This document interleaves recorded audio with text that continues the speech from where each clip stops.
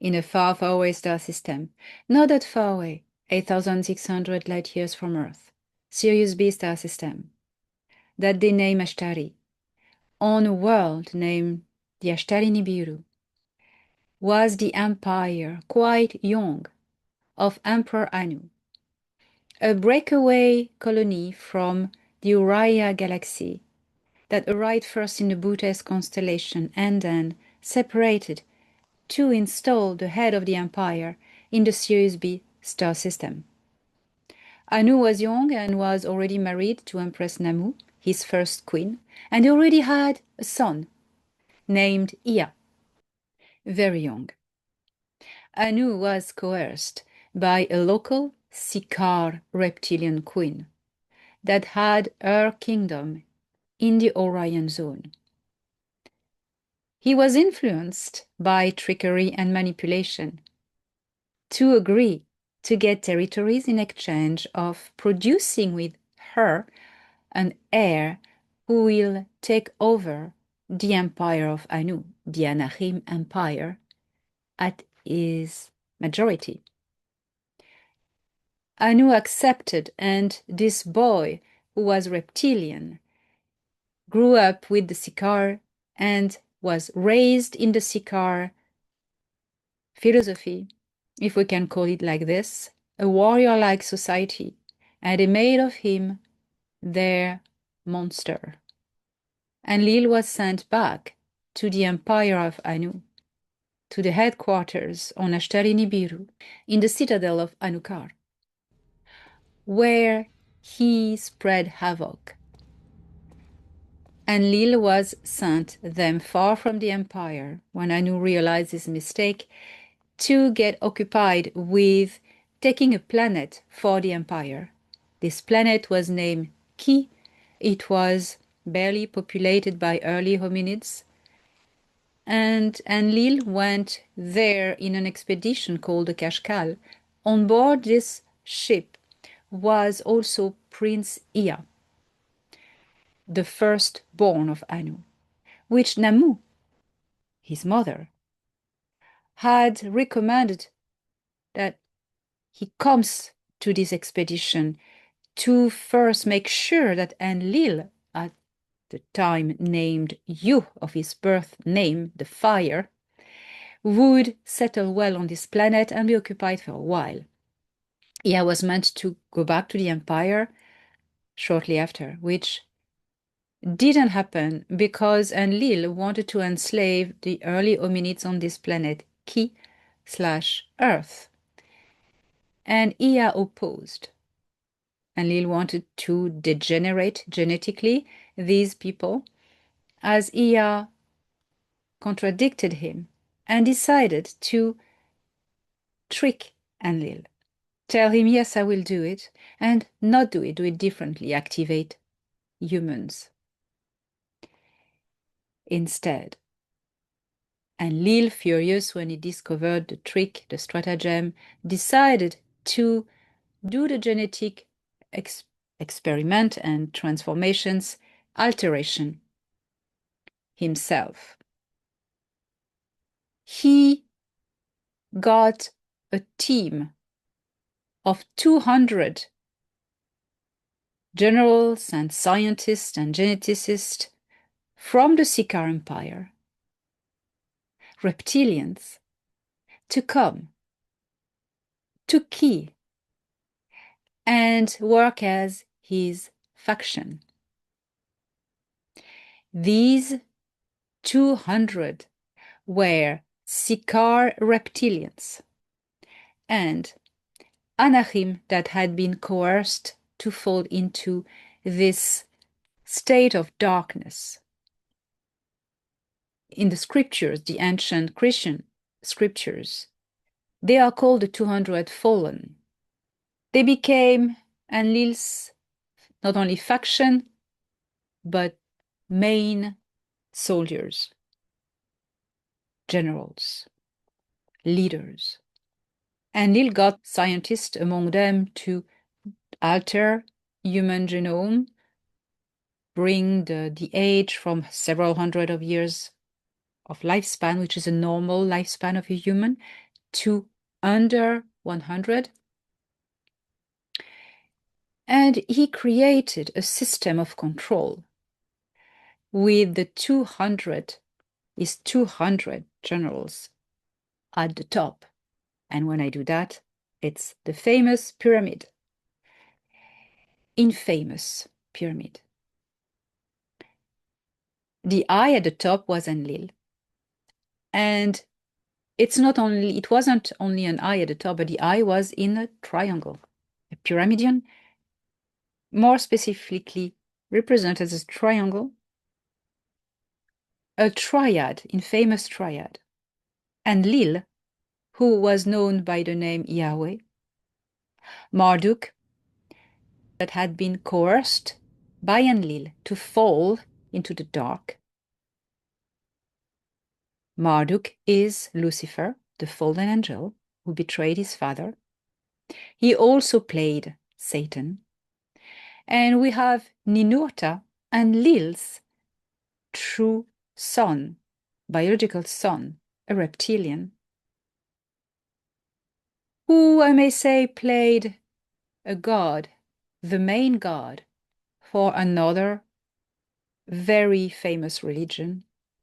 And these religions, actually three, were the control system of humanity. Throughout these religions, these fallen ones were controlling humanity, the banking systems, the oil industries, and weapon trafficking, the wars. War was an industry, but also not only for money. Reptiles feed off suffering, fear, and distress, energetically as well, as other despicable things. We're not going there today. We are talking today about these 200 people. Who are they? They were the generals leading the main 13 families, the infamous 13 families who have ruled this world, who were all marrying between themselves to keep the bloodstream, the royal Enlil Siccar bloodstream running. You've always wondered what the Anunnaki had to do with the Draco-reptilians. They are not the same people. Well, Enlil is the two-in-one. And the bad, dark faction, of course. So what was doing the light faction of the Anunnaki, Anahim, in the meantime? I mean, it's Ea.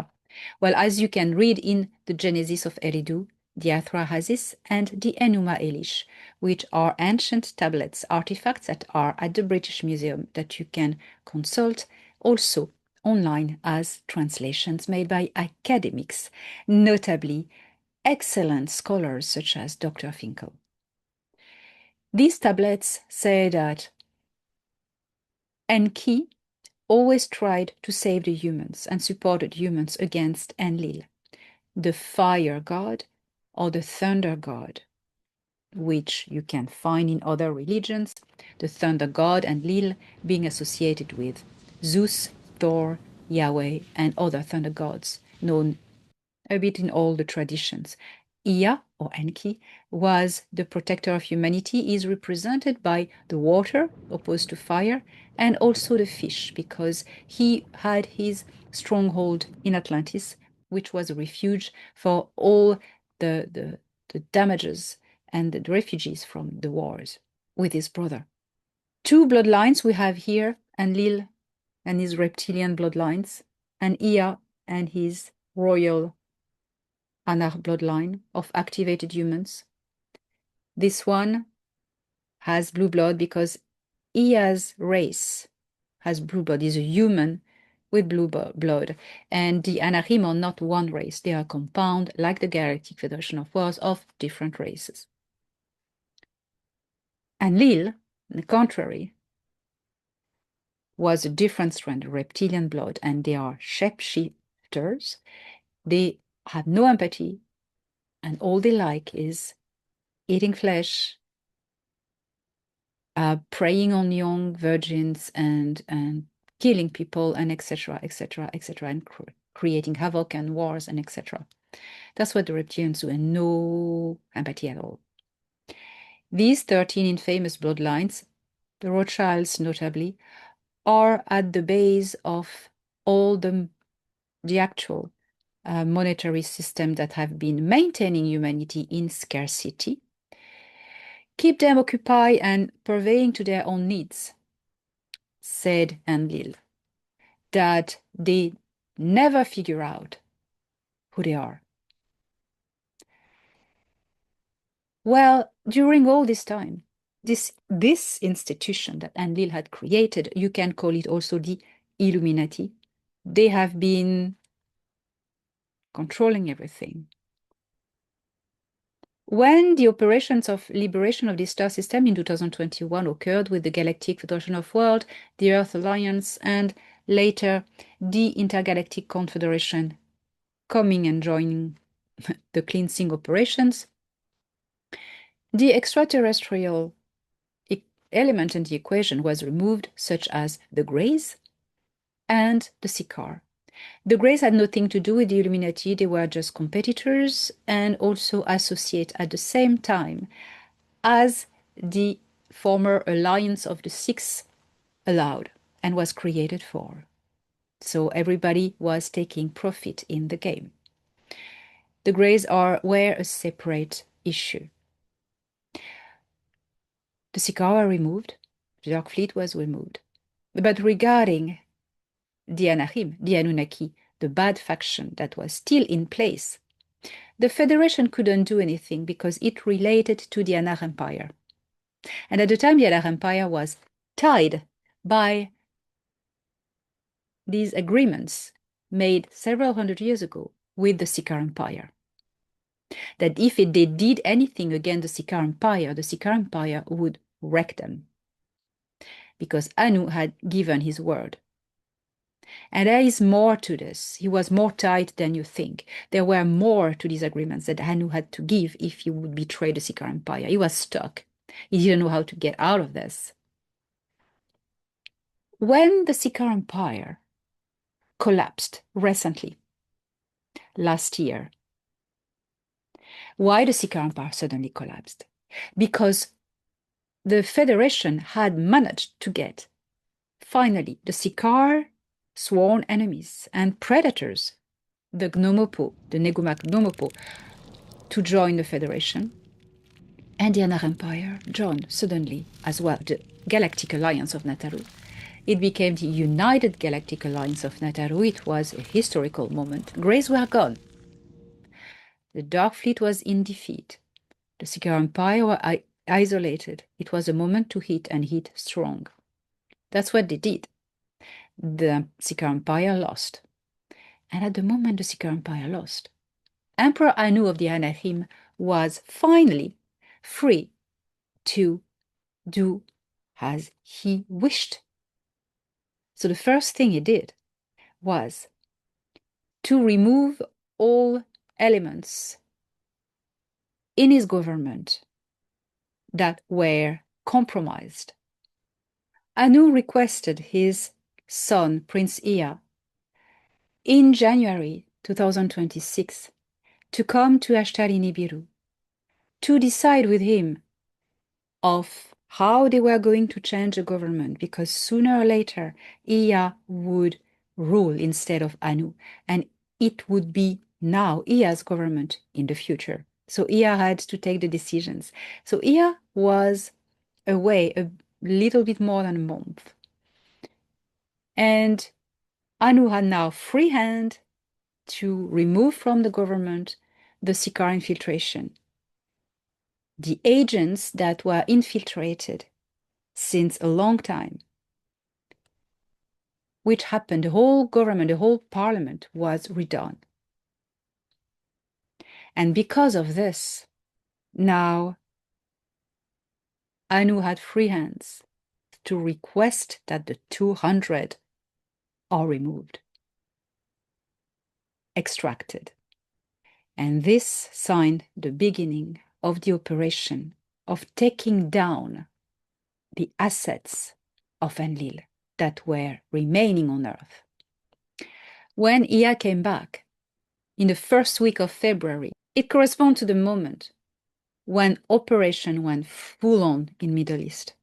What happened there? I told you previously that this area in the world was the stronghold of Enlil and his 200. From there stemmed the 13 families that ruled through banking system, oil industries, trafficking, and religions to control the people, mainstream religions, and the Vatican was a big one. Now listen to this. On March 24, 2026, a few days ago, Alex Collier reached out to me, telling me that Morene told him that the 200 fallen that worked for Enlil had been recalled off the planet. End of quote. I asked Ia confirmation on my side. What do you think of this information?